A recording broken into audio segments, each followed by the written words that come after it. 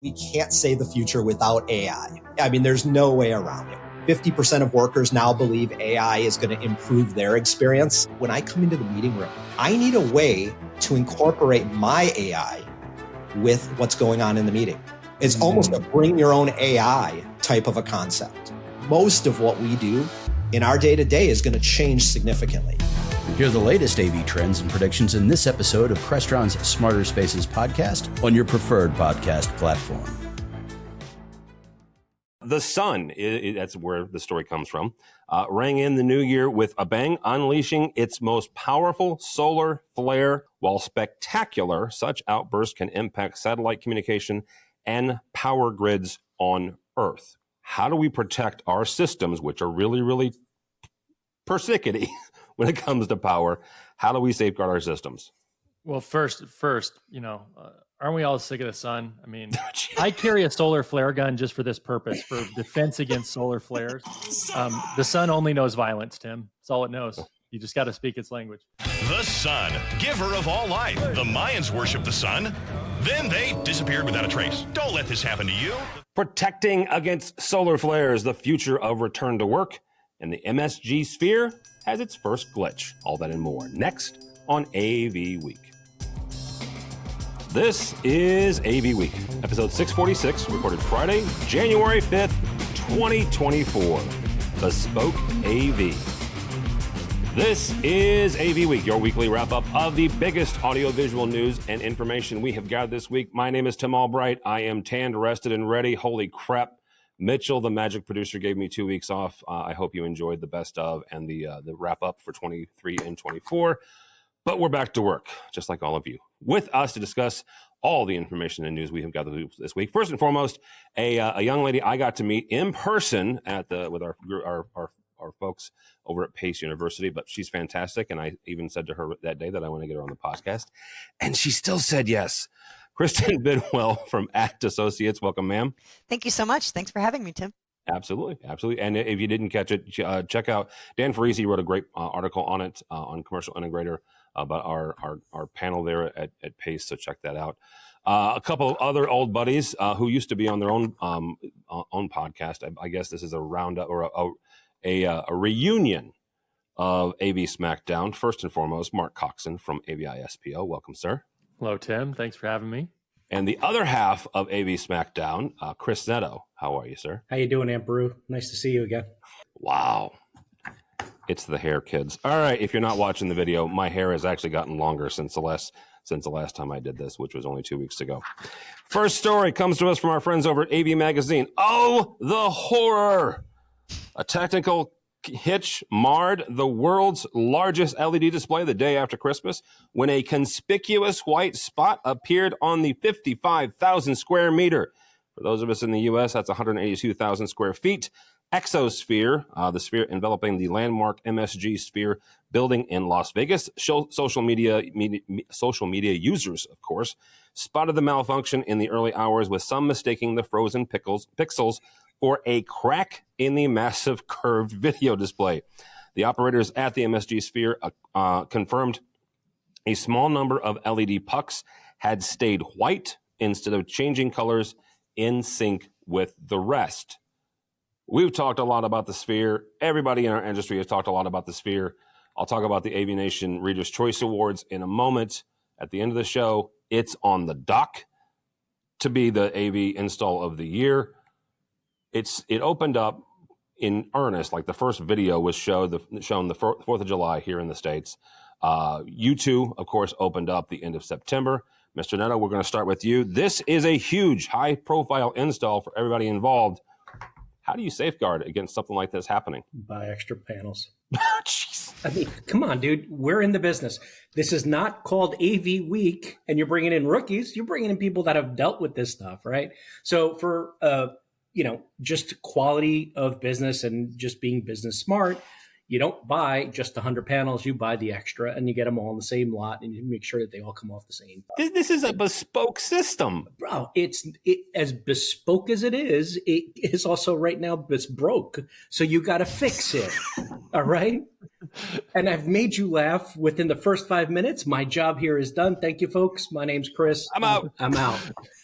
So right now, what are you going to do? You don't think product failures happen? It happens to everybody. It happens, man, how many cars have been recalled in the history of cars, and even the nice cars that are all electric and run by a guy who runs Tesla just had a huge, ginormous recall. Yeah. You have to be prepared for this sort of stuff. And that is just good business and good trade.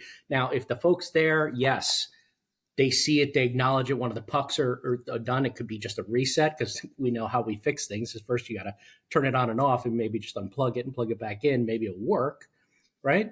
But, you have to be prepared. As somebody who sold LED in the past, you don't just sell those 100 panels that you need for that job. You sell a few extras, because how many, and this is the stats that we don't know, how many broke during the install? Oh, right? yeah. I mean, just that alone. And when I was there for NAB in March of last year, prior to the opening, it was already doing its soft opening. It was spinning some colors of RGB just to kind of warm it up and get it ready. They don't live forever. Nothing is forever, including TVs, LEDs, OLEDs, organic, all that sort of jazz. So you have to be prepared. I think it's good business. And if anything, it is good for good practice, that if you're going to put out something that is going to be on a microscope or under the magnifying glasses, you better be prepared. Maybe shut it down every so often and get that like preventative maintenance. Do you have to run it during the day? Check these things. It's good practice, and we are going to push the limits, especially of what an outdoor LED can do in that particular type of setting, which doesn't have four seasons per se. But I can't wait to see what a year of the heat and the sun and the blasting is going to do to something like this. So prepare for, buckle up. It's not going to get fun. All right, Coxon, same question. What do you do when something like this breaks? Well, I mean, you have millions of pixels. So to think that none of them will ever go out, reset, freeze, I think would be short-sighted for sure. You mentioned this is bespoke. I actually think that it's more important to have spares when you have something that's bespoke. You can't replace it with anything commercially available off the shelf. And when you're doing this, you obviously want to make sure that, like, hey, we're going to have failure. This hasn't been done before. There's always going to be more of a risk involved with something that is brand new and hasn't been done. And so I think the people that built the Sphere, I mean, I assume, MSG did a really good job at making sure they have extra equipment, et cetera. Monitoring is always great. So they proactively know if something's out, something's not getting picture, something's not the temperature that it's supposed to be. So having some type of back end built in to know when these things are going out is great. And then for, anytime you have time you have something that's live, like a show, even if it's a fixed install, to really take some of those practices from live and events. So the way that we terminate cables, the way that we have service loops, the way that we could have patch panels, or we have redundant failover equipment if a processor goes out or something like that we can just quickly patch the new processor in, get those back up, take the old piece of equipment out, something that's hot swappable, et cetera. Those practices really come into play in anything that has kind of a live contingency to it. So, like I work on a lot of auditoriums or meeting spaces that are like large all hand spaces. And we try to build those to pro standards so that when those things happen, it's an easy switch over and you're not actually losing airtime, as things are happening. So I think if you just look at that, those are things you do. I don't know that the Sphere has or hasn't done those. I think it is kind of funny that it's like a break in the simulation, right? Everybody thinks that the sky's falling when a couple of the things fall out. I always thought it'd be cool to film the Truman Show in there. Like, shouldn't we go back to that with the big LED Sphere? But no, I think those are the main things that I would think about when we're thinking about redundancy in a system that needs to be on all the time. For you Gen Zers, go look it up. I'm sure it's on Netflix. It's what my son would call an old movie. Is the Truman Show. Kristin, one of the things here is Kristin designs systems.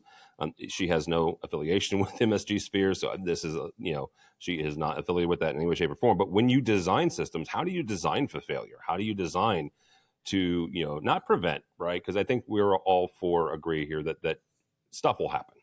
But how do you design for when it does fail? Well, first off, I was actually, and no one at the Sphere is going to like hearing this, I was excited to see that something went wrong. Okay. Just because we talk to clients about next, day two all the time. and that something's going to happen, right? It's AV, it's technology. It's never 100% perfect. The install never goes 100% perfectly, no matter how well it's designed.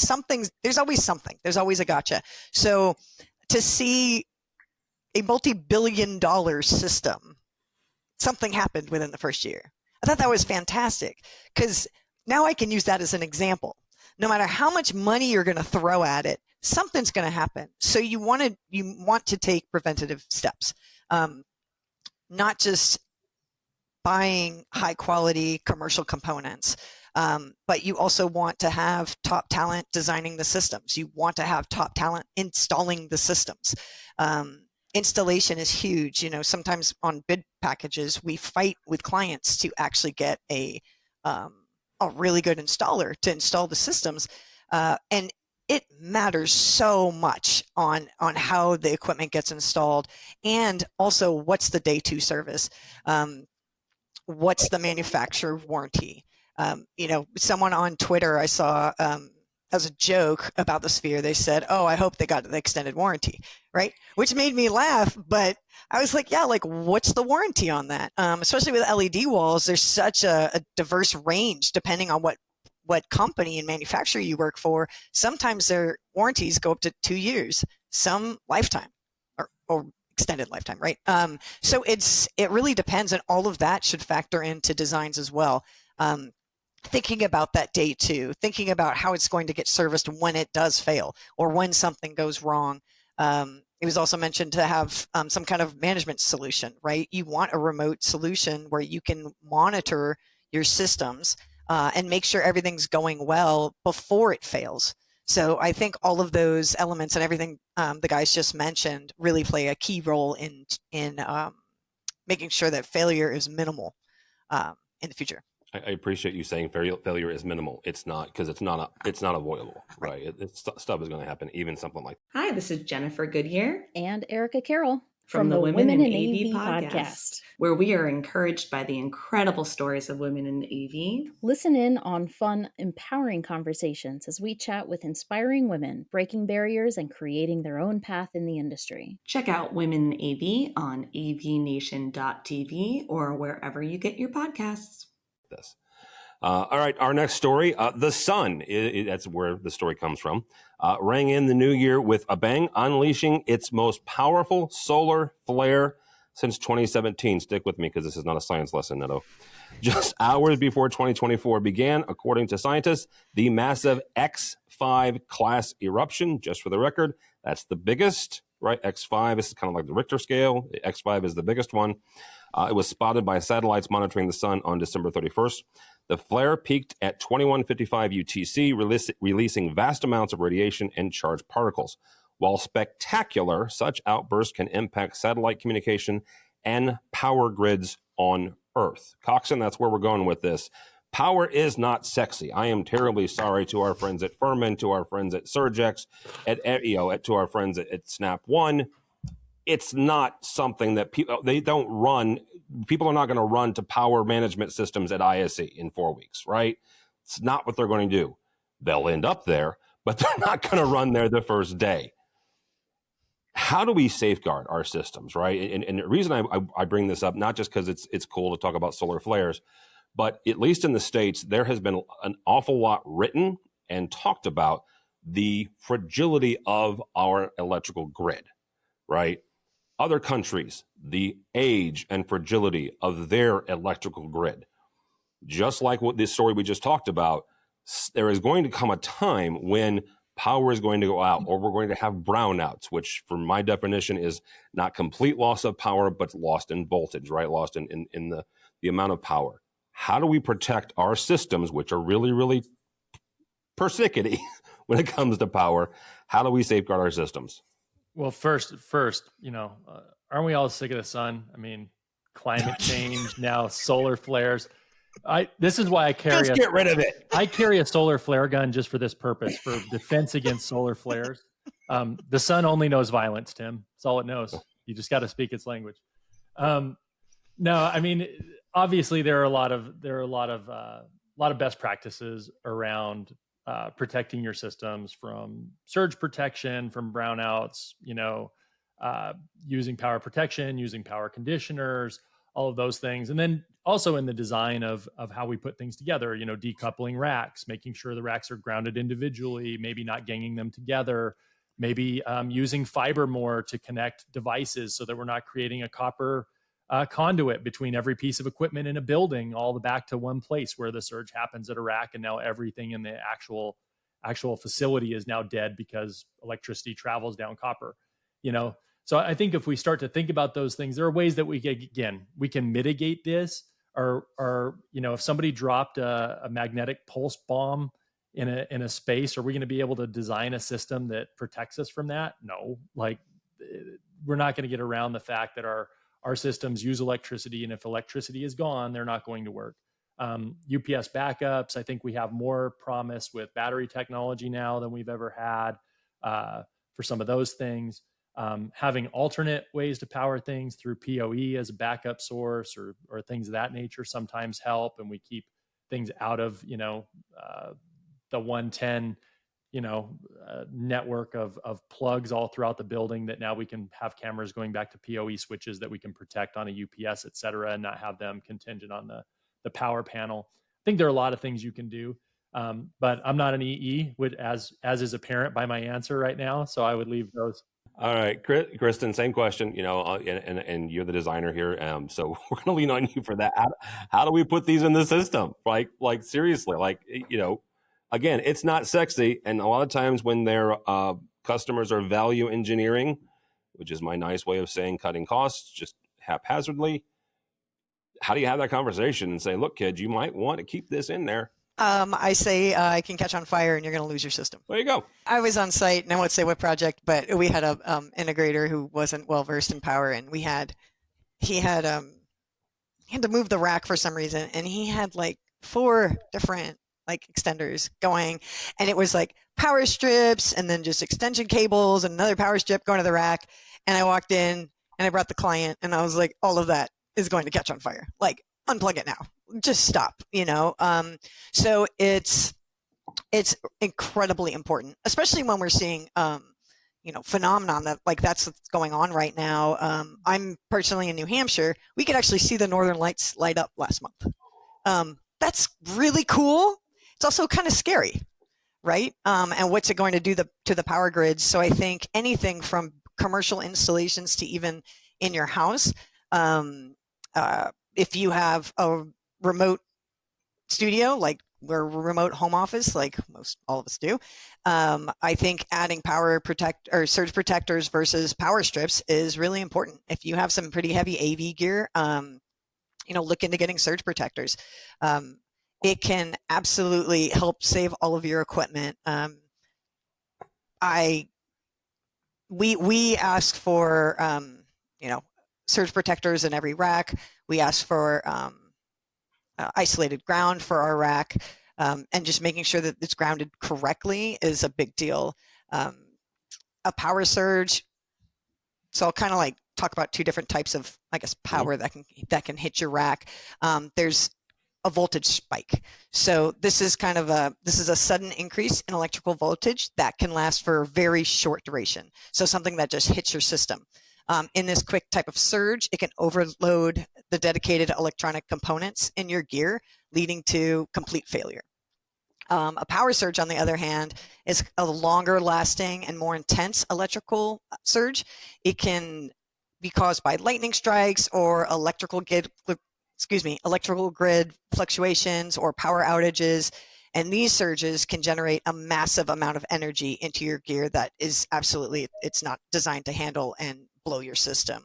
So when you want to think about that and how important it is, your AV gear, when it's exposed to these types of spikes or power surges without proper protection, you really run the risk of damaging the internal circuitry or causing a fire or burning out your components. Good night. Neto, I'm going to bring you in on this. I am reminded of this, what Kristin just talked about with the power surge. And a buddy of ours, Joe Whitaker, he currently works for Origin Acoustics, but he used to have a integration firm here in St. Louis, and he took a job over from another integrator, probably the same one that Kristin was just talking about with the several power strips. who, let's just say he lost a bunch of gear when lightning struck an old mansion here locally called the Olin Mansion. And Joe came in and the lightning strike hit the security gate. And because of the way that the integrator had everything wired, that power surge traveled all the way back to the AV rack and burned every CCTV and every component along the way and toasted everything. I mean, we're talking control systems, DSPs, distributed audio, the whole bit. Joe did a good job of going back in and redoing it. But again, I restate my initial statement. Power's not sexy, but it's important. How do we as an industry raise that level? I mean, because back to Kristin's example, we had an integrator who didn't really take power very seriously. So maybe we need to start here locally at a grassroots and say, okay, the AV industry, we need to, how do we elevate the conversation about power and the importance of protecting it? Yeah. By the way, I hate this story. I am so not the science guy. I'm not Bill Nye, dude. I don't know what you thought of when you asked me this question, but okay. But I am a distributor of power, right? You are. Yes, I am, dude. There is not enough power. There's an inside joke there too, because you distributor power distribution. Yeah, you know it. You know how that works. So anyway, I am just going to just go to what I know of power surges and power distribution and the products that I sell. One of the things that has come over the course of the last 10 years or so has been the smart power, right? One of the biggest problems as me being a former on-site person and a designer was that we'd have these weird power fluctuations, right? In a place like it doesn't necessarily have to be a solar flare. So I'm going to change the topic on you. But I worked at a campus, right, which kind of had their own, power station. And it was never 100% perfect. It would fry things would blow. We had old school projectors. The projector lamps would go. Obviously, remote management, going back to the story of the Sphere, which is more in our wheelhouse than this crazy story that you want to talk about. So we have the power management. We get all these alerts that are telling us. I think what has really come about in the world of power management is that we now have the ability to remote view what the heck's going on. Because in the past, everything would just blow out, right? Now you're getting notifications. Now you kind of, these things are preventing the little brownouts, the little power spikes and the surges and keeping you up and running. But more importantly, in the world of AV, we don't have to run anymore to go hit that on button on the projector because it protected it, right? But one of the things that we also have to keep reminding, and as far as my technicians go at the time when I was working on site, was that some of these things are meant to take a hit and then they're done.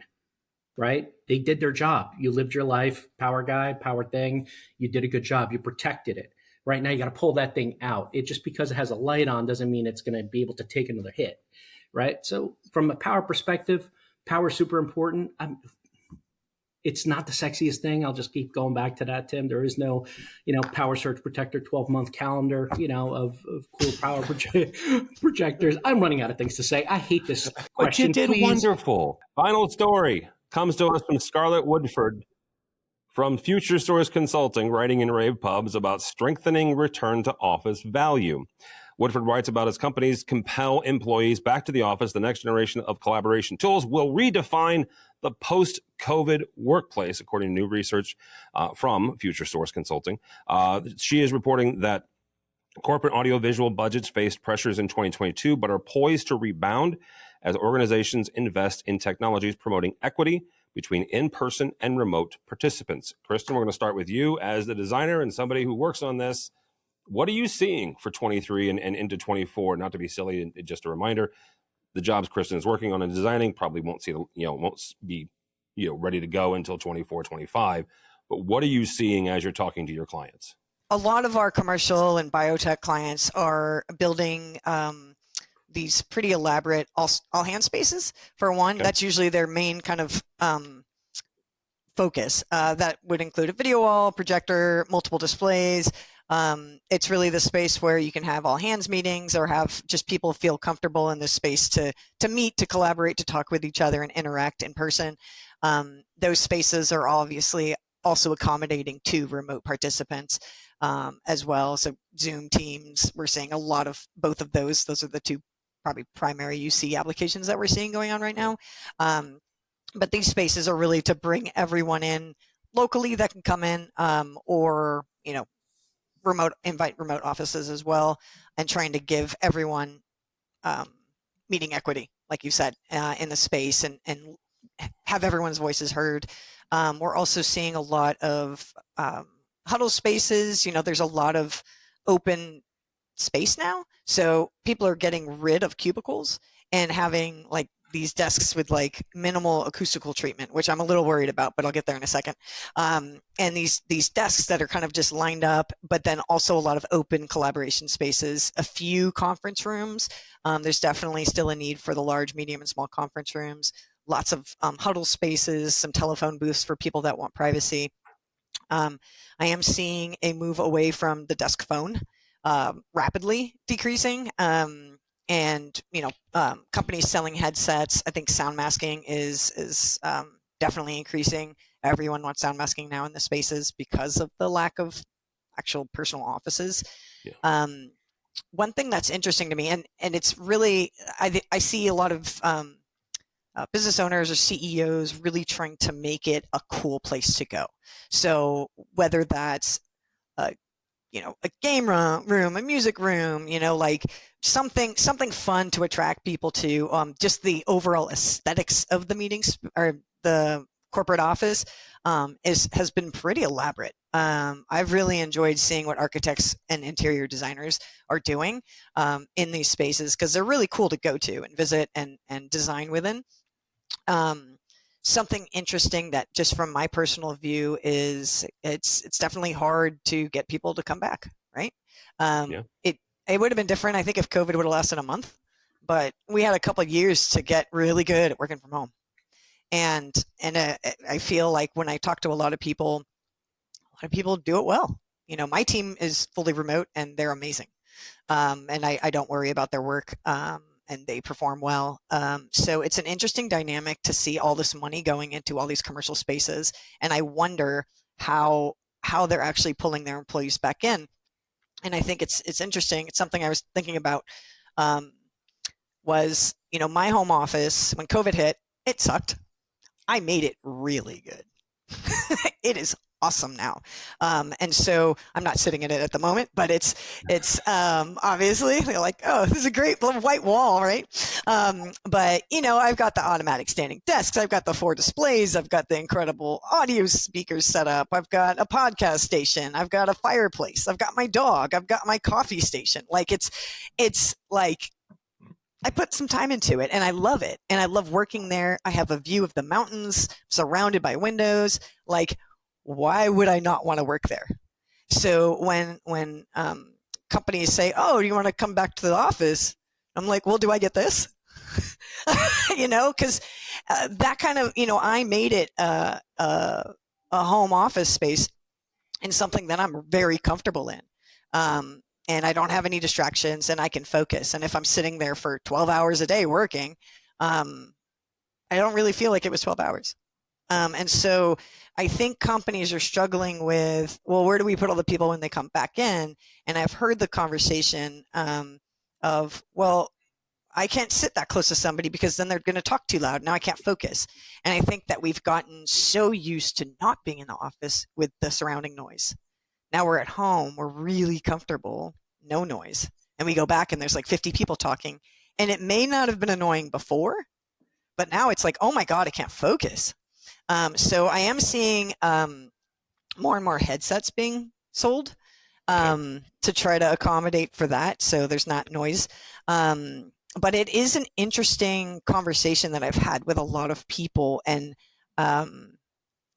it will be interesting to see how utilized these phenomenal office spaces are being, in the next couple of years. Like, will that return to office actually happen? And how many people are going to come back in? And is it for 2 times a week? And then was it worth the investment? And I think for some companies where you need in person, if you're, collaboration, absolutely, those spaces are amazing. But it's a conversation we have in the industry. It's like, oh, we're designing this awesome space. I hope it gets used. Yeah, absolutely. So it's it's really interesting, but I know a lot of business owners are very hopeful. And I think, we have a lot of biotech clients, so they do a lot of collaboration in their teams. So I think in that kind of a situation, yeah, they'll see a big return. But I don't know about corporate. I mean, I was down in New York a couple of weeks ago, and I was in Times Square on like a Thursday at 2 p.m. and no one was in the office. Well, you just look around and everything's empty. Yeah. So it's like, it's a really interesting time, and I don't know, I don't have a crystal ball on what's going to happen, but it's I look forward to Mark and Chris talking about this, because it's just an interesting time in our industry, and I have no idea where it's going. All right, Neto, what do we see in the return to office and meeting equity there, sir? First of all, book me in 4 years out, maybe 8 years out, when this actually really pans out, because we got to go through, and what everybody keeps talking about in the industry is, the return to office, and every article out of Forbes and all these places are trying to talk about the return to office and the failure and how great it is. Right now, it's all propaganda.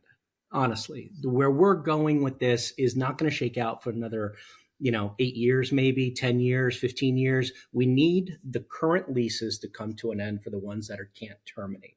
Then you're going to see desperation on the people that are designing the spaces, and obviously the owners of the spaces, to make it more comfortable. The reason why Kristin's office works is because it's comfortable to Kristin. The reason why I like working from home is my back has been bothering me. I can randomly just lay out on my floor, put my legs up against this wall. You do not need a mental picture of this, and stretch out my back. Now, too late. Sorry. I'm so sorry. But anyway, going back to what we were talking about, do not rudely interrupt me again, Mr. Albright. I would like to say that we are going to see the shakeout in about 10 years. Until then, we're going to get forced cool. And I don't know a better way to put it. I'm going to get you some round seats, and you're going to get these like poofy looking, marshmallow seats, and that's cool. And we're going to give you the pool table. Okay, the pool table went away. That was so 2016, 17, when everybody wanted to go googly, right? And everybody wanted these really funky things, and we're going to keep in the office till 10 o'clock at night. And it was a different workforce. The workforces that have graduated and come into the workforce don't care about the pool tables. They don't care about the marshmallow seats. Now, all of a sudden, you got a completely different new generation of workforce people entering the space that you want to hire, because the other ones that you want to hire are entrenched in their jobs that they absolutely love, because they get to work from home and they don't have to fight with this. You got to go back, right? The commute sucks out energy and life out of people, and they will refuse. And that's the problem. The new generation, and you can print out all the ads that you want that tell me that they really want to be in spaces. I get the mentorship, but I can spend a half an hour every day with somebody who I am on my team, and they can mentor me remotely. There is no difference. The only difference is that I don't know how to properly pick up sushi with my chopsticks. Maybe that I would learn in person, but outside of that, I don't need to be at a water cooler to find out things. I can create the water, of all people. I can create a water cooler on video, right? Yes. So I don't need that physical. But what's interesting is the luring with the technology, and that's where we come into play. What do we have? I think every year we go to an InfoComm, we go to an ISC, and we go, as you are going to CES, to find that one magical thing that could possibly bring them back, right? Many years, not many years ago, about 5 years ago, it was biophilia. Everybody wanted to bring plants into the space, and sound and light and water running. All you had was a half a dozen people running to the bathroom every half hour because the trickling water drove them nuts. I'm just saying, right? And now you have this battle of open space with the acoustic properties. I agree with you, Kristin, but does that mean we need to shut out the sounds around us, or do we have to focus now, kind of like focus, the laser guided microphones, right? Now, do we need to have focus guided kind of museum space speakers over us, keeping our sound within a cone of silence, right? Or a cone of area. So I think the whole design, the whole plan right now, we are probably going to live through the most tumultuous point, because you have this angst of people going back. You have technology that's trying to desperately find the one hook that they can bring into the space, whether it's great audio, great video. We can provide you great audio, great video. And then ultimately you have the companies that are looking at it and go, we're going to spend all this money to get all this technology to bring him back. And then they're going to look at that bill, and then you're going to start seeing layoffs. You're going to start seeing things happen again because the money that they spent to lure you back is not getting the production that they're looking for. I've sat through a lot of smart people telling me very smart things on stage about how we're going to bring people back. And every single one of them is still not there, unfortunately. And I go to modern work space conferences with that Crestron had put up, and everybody there had great numbers and great stuff, but you can skew those numbers. The fact of the matter is that the workforce is going to determine this. And for the first time in my career, these last 4 years, it's the employees that are kind of setting the tone. And then you see this flip, which we recently saw, where people were like, well, if you're not coming back, peace out in the corporate space. So it's a very odd time. I'm with you on this, Kristin. I don't know if we're 100% there yet. And the designs that you're working on today are built around a space that was designed 5 years ago by a designer. I just think that the space and the designers are still catching up. We can have the latest technology, but it's not. We're trying to basically rig it into a space to make it comfortable for a person who would rather have a mountain view and a dog. You did touch on something, that they are spending so much money on this. And when I talk to my team, I ask them, I'm like, so would anyone, and we're very honest with each other, I'm like, does anyone want to go back and work into the office? Silence. Does anyone want to meet up for dinner? Yes. They will drive out of state to come hang out. Last night, we had people driving from 2 different states to meet in a center point just to go out for Italian food for a couple hours, and we had a blast. And we do those kinds of things. We go to trade shows together. We'll go to Jersey and do walkthroughs at manufacturing plants. We'll go, woo, Jersey, but we'll do a lot of local things because now that COVID's over, every rep is on the road. So they're doing so many other activities, and they enjoy that. And so it's like, okay, well, let's put money towards training, maybe in person, right? Let's put money towards the technology for your home office so you can work more efficiently. Like, where are those conversations? It's always like, hey, let's buy the couch. It's like, well, can I get a good headset? Yeah. It's interesting. The technology is so powerful there. And I am somebody who I felt like I was getting like my head was evaporating of knowledge, right, during the time of COVID. So I scoured the internet and basically called all my manufacturers. When are you doing training? What kind of training can I take online? And I did. And I made it a concerted effort to say every week I was taking some sort of class, and I would get up early and stay up late and do that because I felt like as if, all right, it wasn't the connection of me and Tim working in the same space, but it was how am I going to wrap my head around stuff when they ask me to come back in person, right? Or what happens when the technology, which at the time was all kind of delayed in parts shipping and stuff, what happens when they skip the next one and go to the next generation of something that I'm not, that I can't speak on, like solar flares, right? When we get past that point, like I needed to get the training. And you're right. Could it be, maybe you can take away my 10-year-old computer because, it's still on that process of it's still good. Why don't you give me a faster computer so I can have Wi-Fi 6, so I can have a better this or that, right? I think that's the catch. I think maybe that's the point. It's the learning and the community of getting together to find out stuff more so than the water cooler. Wow, that's a cool new water cooler we got there. It does ice water as opposed to whatever. So I don't know. I'm with you. There's got to be a catch because, a 6-year-old laptop isn't going to cut it when we're trying to push, video, or being asked, if depending on what your job is, are you creating graphics on an old processor? Like how are you supposed to do this? And that's always been the battle between the employee or the employer and its staff. So I often talk about this with number one with our clients and also for workplace and things of that nature. I could talk on it for a long time. So let me say 3 things that haven't been said or maybe said in a slightly different way. One, if we focus on utility, we're going to lose. The utility of work can be done from anywhere, and we've proven that. Kristin made that point. We worked quite well from home for 2 years. The utility of work is not the thing to focus on if we're going to think about what the future of a social office space is, because we're going to be able to get utility. You can buy anything you want on Amazon. We still have shopping malls. You can watch any movie you want in your home, even sometimes day date.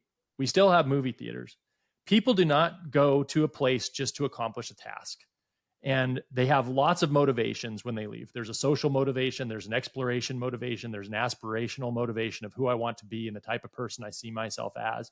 And if we're going to build the workplace of the future, we need to speak to more to than the utility of the work being done at the company and to the ethos of the people that work there, right? So that's one. And that takes a little bit of work because we never really wanted to dig into who comes here and why they like to come here and what they need to do. And maybe, John needs a place to do deep work because he has a house that doesn't have a dedicated office and he has 4 kids at home. And Jenny needs a place to come because she doesn't have the technology she needs at home on her laptop to do, 8 hours of rendering high res graphics and pixels that she needs a workstation and 18 monitors for, right? So we have to really look at who are the people that are working for us and what do they actually need in order to elevate their work product, not to get the utility of work done, but to do their best work in the best state of mind and in the way that they need to be supported. That takes a lot deeper of a conversation. So number one, not focusing on utility, but focusing on elevation and focusing on those different motivations of each individual person. Number two, culture is way more than a ping pong table and bring your dog to work day. I got a ping pong table at home. My dog's sitting under my chair. I don't need those things in the office in order to bring me into the office, right? And mandates we've seen don't work. I just read an article yesterday that what happens when you mandate, what you do is you take away the motivation. The motivation is lower than ever now in companies that are mandating back to work, and the happiness of the employees is actually dropped. So what happens is when they go home, they log out, they don't do the extra work. They're done. You're going to make me come to the office from 9 to 5, then great. You get 9 to 5 out of me. That's what you get when I'm here at work. That's where you want me to work. That's where I'm working, right? And it's actually not producing the results that they want, because when you want people to come in because you want them to be collaborative, you're saying, oh, we're building this space so that you'll be collaborative, so that you'll network more, et cetera. But they're not happy and they're not motivated, so they don't do those things when they go in there anyway, because they don't want to be there, right? So the mandate doesn't actually produce the result. They have to want to go there to do those things in order for those things to be able to be done effectively. And so we have to think a little bit more about that. And the last thing I would say is just, I agree with Chris on this design and on leases and everything else, on the motivation. Every study you see will be slanted towards whoever wrote the study. Electronics are on the rise by Crestron. Workspace will never go away by JLL. Furniture is the key to unlocking the office by Steelcase. So you're going to see these things out there, but they all have a motivation. Really, the real question is, and it's the hardest question because it requires people to get rid of sunk cost thinking and technical debt. But if I had nothing, what would I build? If I was going to start this company today, would I build an office? And if I did build an office, what would I build that office in order to facilitate that I'm not getting from my employees working remotely?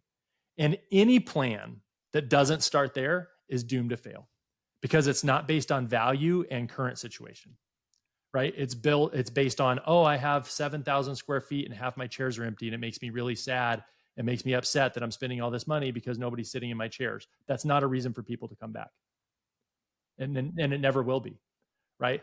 And so that's what's going to happen. I think there is a case for space, 1,000%. I think experiential workplace is a huge opportunity in our future, but we have to reframe our thinking around it. But one of the things that you said makes a lot of sense. Obviously, Mark, I obviously you and Kristin are a lot smarter than me in this sense, but I would like to add that one of the biggest problems that that integrators may have is when the conversation shifts from, how many cubicles, right? You're talking about cubicle space and say it's 50,000 square feet.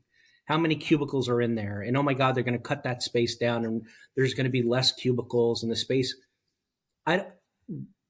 I don't believe that we make money on cubicles. I believe that if this is a business, we shouldn't stop focusing on the cubicles.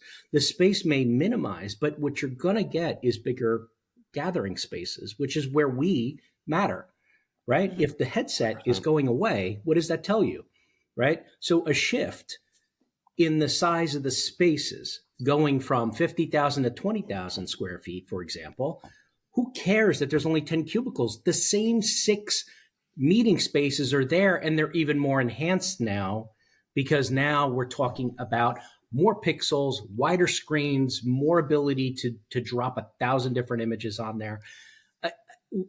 You're right. It is a deeper conversation, but one of the things that we have to get past is that the cubicle and the elimination of cubicles, which I think is the future, is that it's not going to be a ratio that the JLLs are using today, right? Which is, X amount of square feet or whatever per person. And I know you have that in the, ready to go when it comes to how many people can fit in the space. But I think that those cubicles are going to get minimized down to a bare minimum, and you're going to start seeing more of the spaces that Kristin is designing, right? The gathering spaces, the broadcast stations, the recording booths, the things that you can't have at home. Yes, you would. I would love to give you a broadcast built facility in everybody's home, and this is how we're going to message out to the millions. It may not be the case. I may need to go spend a week in Chesterton at my headquarters because I have the ability to do that there, right? And it's still less expensive for me to fly out, spend a week there, do my recordings that I need to do in a proper space, right? And then come back and work from home. So the cubicles are going away. If there's anything you're going to take away from me in this, is that the cubicles going away is not a bad thing. It's just a place for you to put your bag. The work is done inside the collaborative and meeting and gathering spaces. Thank you all so much. Kristin Bidwell, thank you, ma'am. How do people connect with you or ACT? You can go to www.act-associates.com. And how do they listen to your new podcast? Oh, yeah. Thank you. I just released a podcast called AV Deep Dive, and you can catch it on Spotify. And you should go listen to it because it's really good. Thanks, Tim. Mr. Coxon, thank you, sir. How do people connect with you or AVI-SPL? They can find me on LinkedIn. You can find me on X as AV Phenom, or if you want to see what my team and I are up to, you can go to avispl.com/X as in experience, TG for Experience Technology Group. And if you want to hear or read Mr. Coxon write on more eloquently, you can go to ravepubs.com because he writes very, very well there. So, Mr. Neto, thank you, sir. How do people connect with you? Starin.biz, that's the website. That's where you find out everything you need to know about your distribution needs. That's my commercial.